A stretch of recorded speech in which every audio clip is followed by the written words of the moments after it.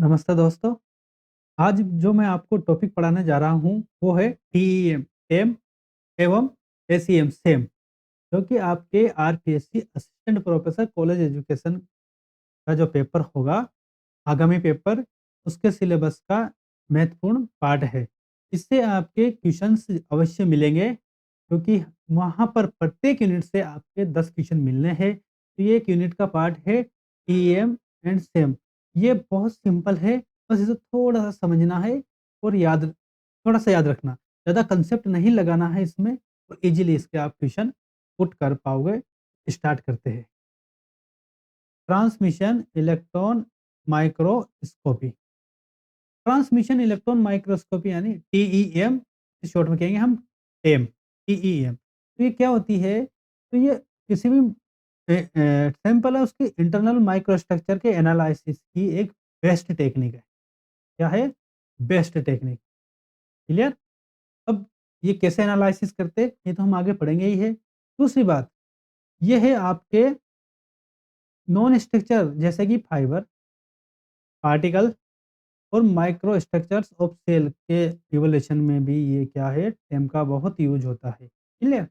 इसका मतलब अपन को इंटरनल माइक्रो स्ट्रक्चर्स का पता करना हो, चाहे वो नॉन स्ट्रक्चर्स कंपाउंड हो या स्ट्रक्चर्स कंपाउंड हो। कोई स्ट्रक्चर क्रिस्टल वाला हो, उसकी माइक्रो स्ट्रक्चर या नॉन स्ट्रक्चर्स, उनके एनालिसिस में टेम का यूज होता है।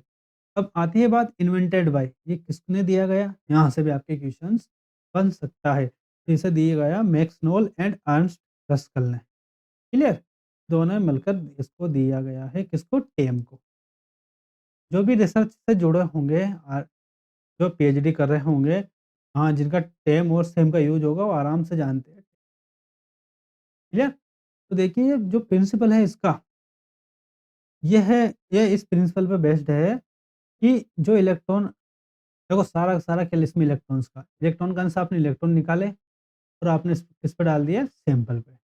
सैंपल से जैसे इलेक्ट्रॉन निकले, तो एक तो स्कैटर्ड हो जाएँगे, ट्रांसमिटेड हो जाएँगे, सेकेंडरी इलेक्ट्रॉन आ जाएँगे और एक से निकल जाएगी। तो जो ट्रांसमिटेड इलेक्ट्रॉन्स है, उनके उनको डिटेक्ट करके उनसे इमेज जनरेट की जाती है और उस इमेज के एनालिसिस से हम किसी भी सैंपल और स्पेसिमेन की स्ट्रक्चर्स को एनालिसिस करते हैं। तो देखिए, electrons those are passed through the sample और specimen are imaged and give the idea about the internal structure of the sample. Clear? अब यहाँ पर जो ट्रांसमिटेड इलेक्ट्रॉन है, सैंपल से जो गुजरे हैं इलेक्ट्रॉन, वो कहाँ जाकर टकराएँगे? वो कहीं तो टकराएँगे ना, तभी तो डिटेक्ट करेंगे। तो फ्लोरेसेंस स्क्रीन पर जाकर टक्कर करेंगे और वहाँ से वो किस में कन्वर्ट हो जाएँगे? इमेज में। इमेज में कन्वर्ट होने को डाटा के आधार पर इमेज में कन्वर्ट होंगे, तो जो इमेज बनेगी, वो बनेगी 2D black and white. Black and white तो सेम एंड टेम दोनों में कॉमन है, बट जो 2D है, वो टेम में बनेगी और 3D बनेगी सेम में। तो ये याद रखना है आपको, इसमें जो इमेज मिलती है, आपको 2D इमेज मिलती है। और जो इलेक्ट्रॉन गन से आप इलेक्ट्रॉन्स को निकालने के लिए, इलेक्ट्रॉन को प्रोड्यूस करने के लिए, जो इलेक्ट्रॉन वोल्ट का जो जितना वोल्टेज यूज़ कर रहे हो, वो टेम में यूज़ करते हो 80 से 300 किलो वोल्ट। यहाँ से भी क्वेश्चन बनता है। और जो सेम है, उसमें यूज़ करते हो आप 1 से 30 किलो वोल्ट। 2 अंतर तो यही हो गए, एक इमेज का, एक प्रोड्यूस इलेक्ट्रॉन गन से इलेक्ट्रॉन को प्रोड्यूस करते वक़्त अप्लाई वोल्टेज। क्लियर? अब यहाँ पर जो इलेक्ट्रॉन गन में यूज़ करते हो, आप क्या यूज़ करते हो? वो करते हो टंगस्टन फिलामेंट, ठीक है? वो हाई वोल्टेज पर क्या प्रोड्यूस कर देते हैं? इलेक्ट्रॉन्स प्रोड्यूस कर देते हैं। अब देखिए, जैसे ही आपने, मैं डायग्राम के द्वारा समझा देता हूँ आपको, कि जो आपका सैंपल है या स्पेसिमेन, इस सैंपल पर आपने इलेक्ट्रॉन गन से इलेक्ट्रॉन्स की बीम डाली, इलेक्ट्रॉन बीम डाली, तो जो इलेक्ट्रॉन आ रहे हैं, इसमें से कुछ इलेक्ट्रॉन्स तो बाहर निकल गए, इसमें अंदर होकर ट्रांसमिटेड हो गए। उनको तो बोल दिया हमने ट्रांसमिटेड इलेक्ट्रॉन्स। क्लियर? कुछ इलेक्ट्रॉन से इंटरेक्शन किया स्पेसिमेन के मॉलिक्यूल्स के साथ और क्या जनरेट कर दी? एक्स-रे। तो एक्स-रे इमिटेड होगी और कुछ इलेक्ट्रॉन्स टकराते ही वापस लौट के चले गए, ये बैक स्कैटर्ड इलेक्ट्रॉन, और कुछ अंदर की लेयर से वापस लौटे। उनको बोला है आपने सेकेंडरी इलेक्ट्रॉन, क्लियर? तो यहाँ पर अपने जो एम में यूज़फुल होते हैं, वो होते हैं ट्रांसमिटेड इलेक्ट्रॉन। इनको ही कहाँ टकराते हैं जाकर आगे फ्लोरेसेंस स्क्रीन पर, और ये फ्लोरेसेंस स्क्रीन कहाँ जाती है? सीपीयू में, और वहाँ से क्या जनरेट हो जाती है आपके इमेज, क्या जनरेट हो जाती है? इमेज। और उस इमेज के एनालिसिस पर ही आप माइक्रोस्ट्रक्चर एनालिसिस करते हो, क्लियर? अब यहाँ से आगे बढ़ते हैं, वो जो सेम है, पहले टेम की बात कर लें, जो टेम है, टेम आप ट्रांसमिटेड इलेक्ट्रॉन्स का ही यूज़ करते हैं। मैं बार-बार बोल रहा हूँ, यहाँ से क्वेश्चन्स आता है। जो सेम है, सेम में आप back scattered electron, secondary electron और एक्स-रे इमिटेड का ही यूज़ करते हो, ठीक है? बाकी जो बचे ना सब सेम के लिए है, और जो ट्रांसमिटेड हुए थे वो सब किसके लिए? टेम के लिए, क्लियर? टीएम और सेम दोनों में आ गया समझ में? इसलिए तो ये 2D स्ट्रक्चर देता है और ये देता है आपको 3D स्ट्रक्चर, क्लियर? आगे बढ़ते हैं और देखते हैं इसका इंस्ट्रूमेंटेशन। देखो, इंस्ट्रूमेंटेशन में है कि इलेक्ट्रॉन सोर्स से इलेक्ट्रॉन निकले, गए, तो सबसे पहले किसके बीच में से गुजरा? ये गुजरा कंडेंसर लेंस, 2 जगह लगे हैं। कंडेंसर लेंस क्या करते हैं कि ये इसको कंडेंस फ़ोकस करते हैं, इलेक्ट्रॉन बीम को एक ही डायरेक्शन में फ़ोकस करते हैं, और ये चलते कंडेंसर ऑपरेटर में से हो जा पहुँचते हैं। वहाँ से ये कहाँ जाती है? सैंपल पे। तो सैंपल से हमें जो काम के क्या चीज़ है? Transmitted electron. जो इलेक्ट्रॉन ट्रांसमिटेड होंगे, उनको कहाँ से जाती है ये? ऑब्जेक्टिव लेंस से। ऑब्जेक्टिव लेंस इनको आगे कहाँ करते हैं? फ़ोकस कर देते हैं और किधर भेज देते हैं? इंटरमीडिएट लेंस के पास। इंटरमीडिएट लेंस इनको किधर फ़ोकस कर देते हैं? प्रोजेक्टिव लेंस के, ठीक है? और ये प्रोजेक्टिव लेंस का बहुत बड़ा रोल है। क्या रोल है? कि इनको मैग्नीफाई करते हैं, मैग्नीफाई। मैग्नीफाई करने के बाद ये किसकी तरफ फ़ोकस कर देते हैं? फ्लोरेसेंस स्क्रीन पर। इससे जुड़ी रहती है इलेक्ट्रिकल डिवाइस जो आपके क्या जनरेट कर देती है? इमेज। तो ये था आपका इंस्ट्रूमेंटेशन, इसके लिए? टीईएम के लिए। तो इसमें वन बाय वन समझ लेते हैं कि कंडेंसर लेंस क्या होते हैं, ऑब्जेक्टिव लेंस क्या होते हैं, इंटरमीडिएट लेंस क्या होते हैं, प्रोजेक्टिव लेंस क्या होते हैं, क्लियर? और इलेक्ट्रॉन सोर्स क्या होता है? तो इन सबसे क्वेश्चंस बन सकते हैं आपके। तो देखो, इलेक्ट्रॉन सोर्स में क्या यूज़ करते हो आप? Electron gun. Electron gun. Electron gun किससे बनी होती है? 6 टंगस्टन फिलामेंट्स से। ये याद रखने वाली बात है। कितने फिलामेंट होते हैं टंगस्टन के? 6, क्लियर? तो कंडेंसर लेंस है, वो कौन से लेंस होते हैं? Electromagnetic lens. ना कि कोई ऐसा आप जो नॉर्मल लेंस देखते हो, वो लेंस नहीं होते, इलेक्ट्रोमैग्नेटिक होते हैं।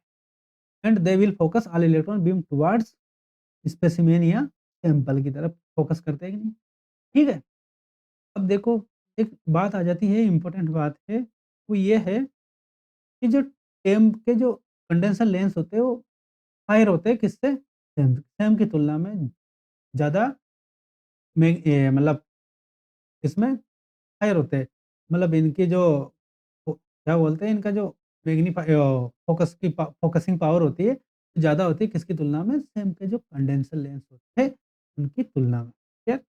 अब इसमें जो मोस्ट टीडियस प्रोसीजर है, वो है वो है सैंपल प्रिपरेशन मेथड। सैंपल सही बनेगा तो आपकी इमेज सही बनेगी, सैंपल गलत बनेगा तो आपकी इमेज में कमी रहेगी, तो आप डाटा को सही से कैरेक्टराइज़ नहीं कर पाओगे। तो जो सैंपल प्रिपरेशन मेथड है, उसमें एक पहली है फिक्सेशन। अब फिक्सेशन 2 प्रकार का हो सकता है, केमिकल फिक्सेशन। अगर केमिकल फिक्सेशन कर रहे हो तो आप ग्लूटाराल्डिहाइड का यूज़ करते हो, और यदि आप क्रायो फिक्सेशन कर रहे हो, आप एक तो लिक्विड नाइट्रोजन का यूज़ करोगे और एक लिक्विड या फिर लिक्विड हीलियम, सॉरी यहाँ हीलियम है, लिक्विड हीलियम का यूज़ करोगे, क्लियर? इन दोनों का यूज़ करते हैं क्रायो फिक्सेशन। यहाँ से आपका क्वेश्चन बन सकता है और यहाँ से भी क्वेश्चन बन सकता है, तो आइडिया होना चाहिए। दूसरी जो मेथड है वो है रिंसिंग। जो रिंसिंग है, उसमें क्या यूज़ करते हो? Sodium Coca dilate, clear? तीसरी है सेकेंडरी फिक्सेशन। देखिए फिक्सेशन, ठीक है, सेकेंडरी फिक्सेशन।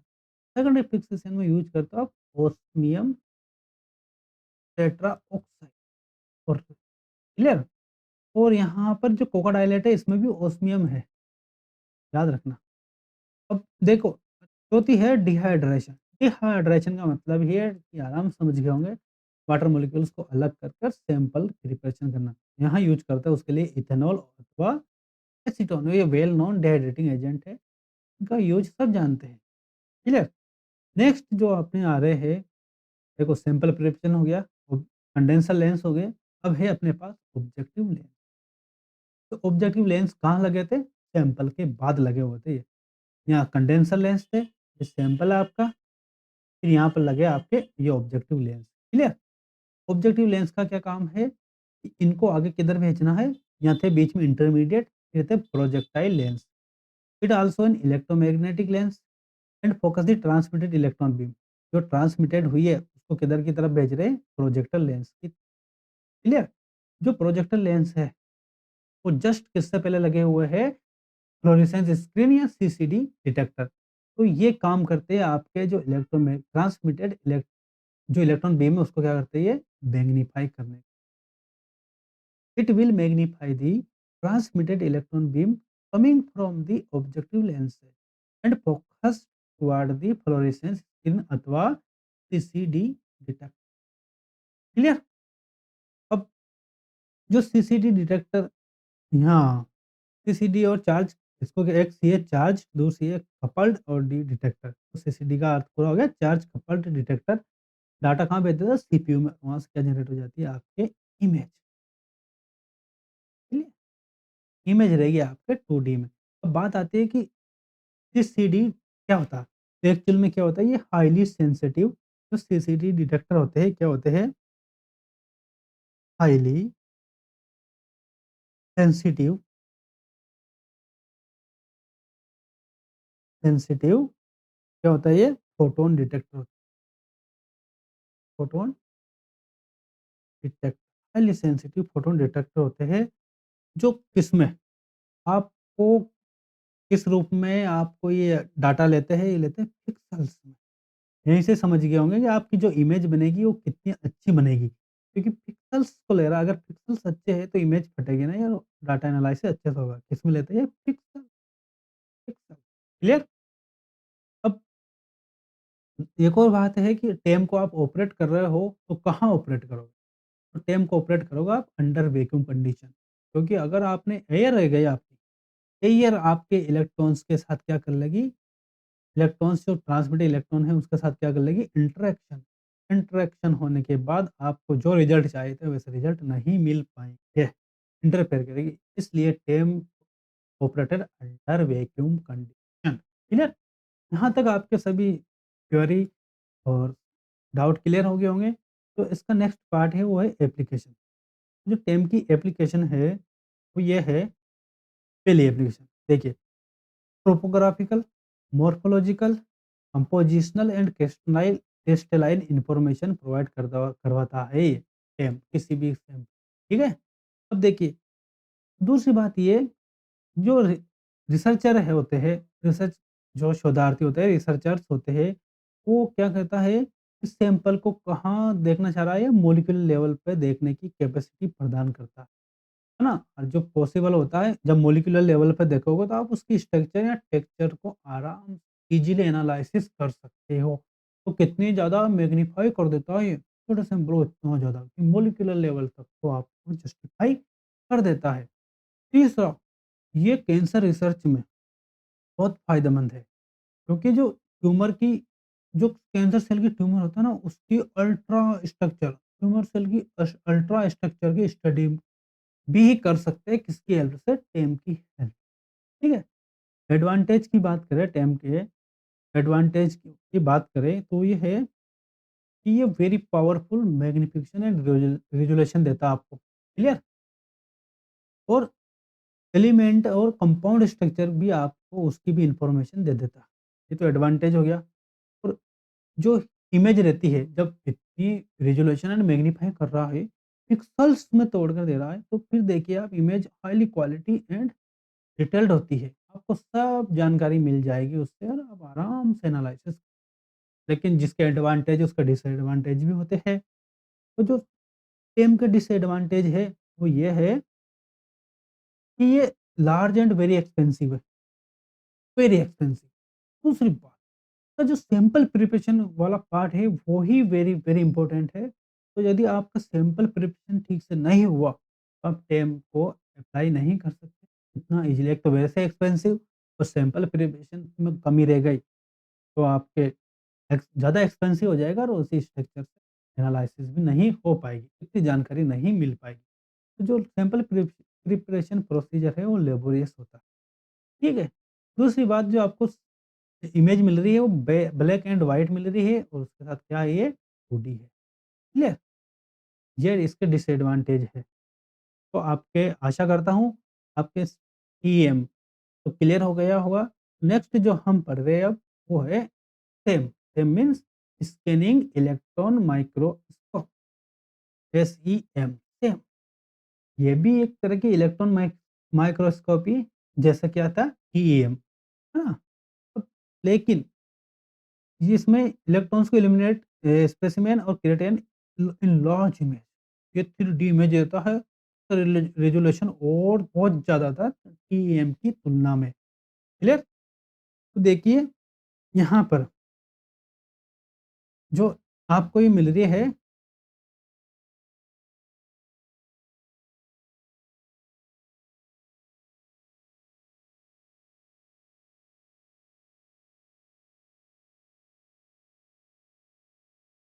जो इसकी डेप्थ रेजोल्यूशन होती है, ये आपकी 100 से 10 से 100 nanometre.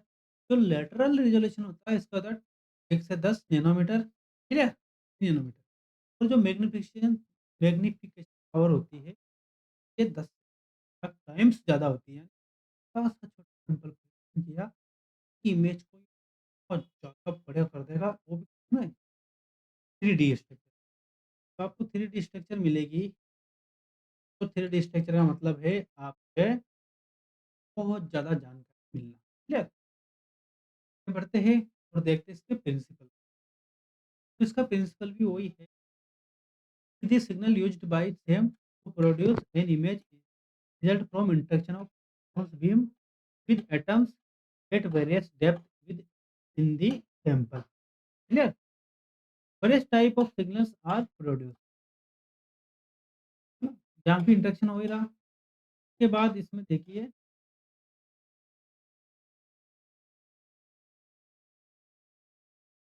these are collected,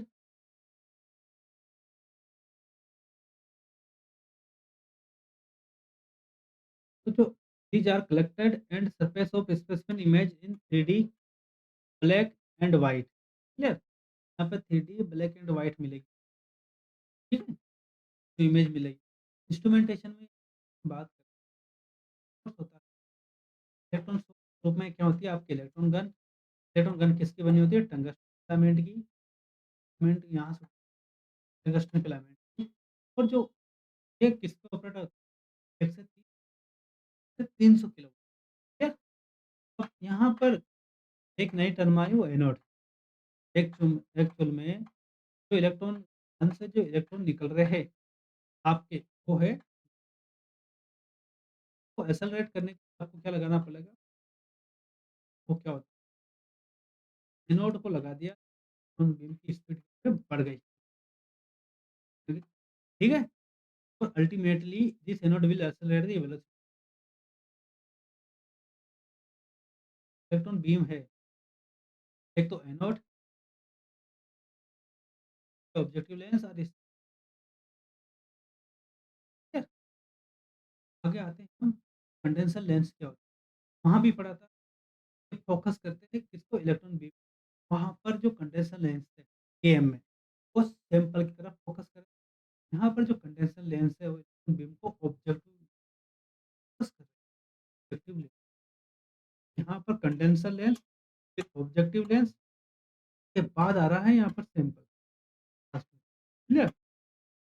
next अपने objective lens. These lenses will again favor the electron beam toward source specification। यहाँ पर भी सैंपल, 2 मेथड तो वैसी ही थी, डिहाइड्रेशन, यहाँ 2 और आ गए, क्लीनिंग एंड ड्राई।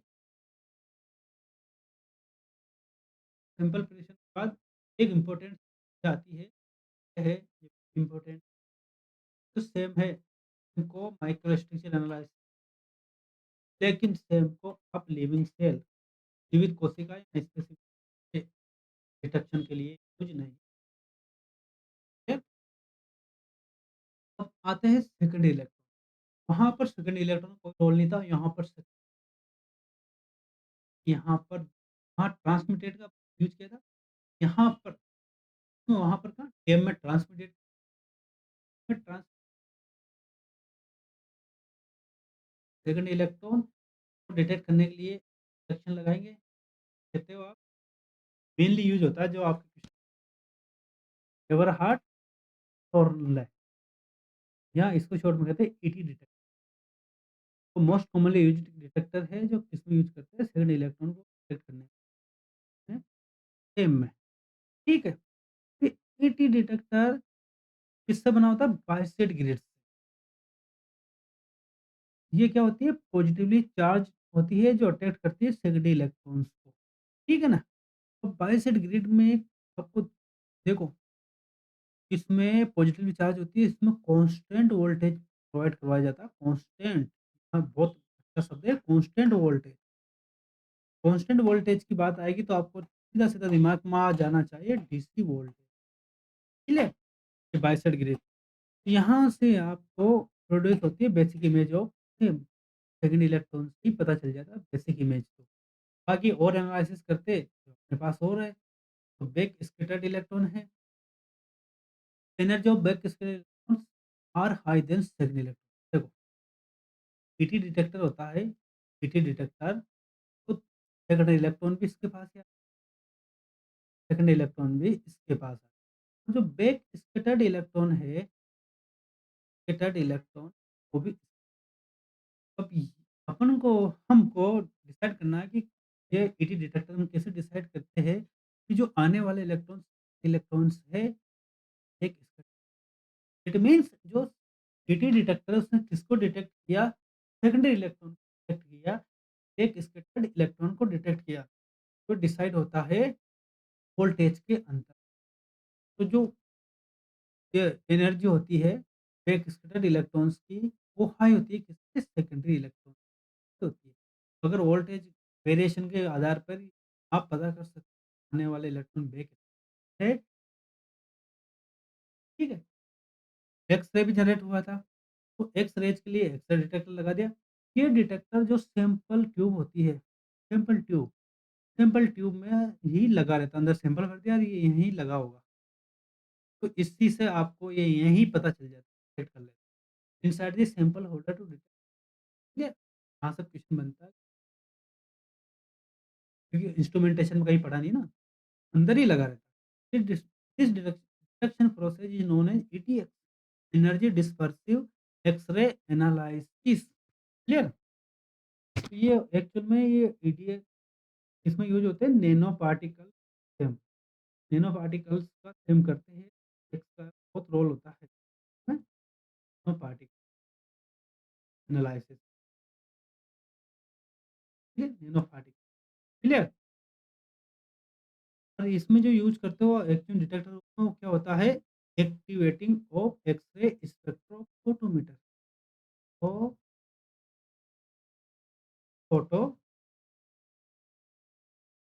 ठीक है? अब इंस्ट्रूमेंटेशन की बात करें तो मैं वन बाय वन पढ़ ही लिया, देख लेते हैं। देखिए, इलेक्ट्रॉन गन, फिर एनोड से एक्सेलरेट हुआ, एक कंडेंसर लेंस, स्पिनिंग कॉइल, फिर ये कंडेंसर लेंस ने किधर फ़ोकस किया? ये ऑब्जेक्टिव लेंस के पास। ऑब्जेक्टिव लेंस ने कहाँ फ़ोकस किया इलेक्ट्रॉन बीम को? सैंपल पर। सैंपल से देखो, एक स्कैटर्ड इलेक्ट्रॉन हो गया ये, सेकंड इलेक्ट्रॉन है ईटी में, बेसिक नॉलेज यहीं से मिली। एक स्कैटर्ड से भी एक्स-रे डिटेक्टर उसी में लगा हुआ था। इन तीनों से ही क्लियर?